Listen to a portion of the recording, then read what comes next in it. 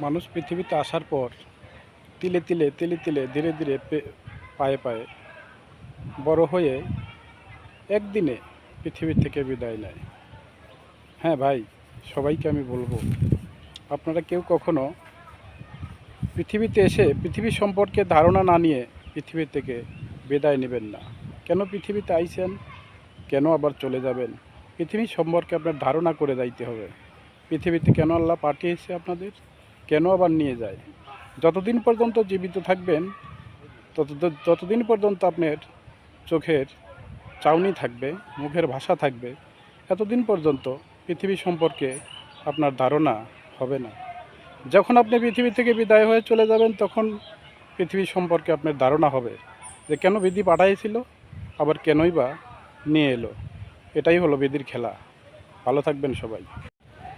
মানুষ পৃথিবীতে আসার পর তিলে তিলে তিলে তিলে ধীরে ধীরে পায়ে পায়ে বড় হয়ে একদিনে পৃথিবী থেকে বিদায় নেয়।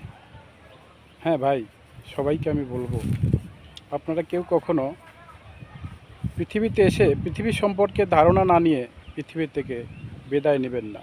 কেন পৃথিবীতে আইছেন, কেন আবার চলে যাবেন, পৃথিবী সম্পর্কে আপনার ধারণা করে যাইতে হবে। পৃথিবীতে কেন আল্লাহ পাঠিয়েছে আপনাদের, কেন আবার নিয়ে যায়।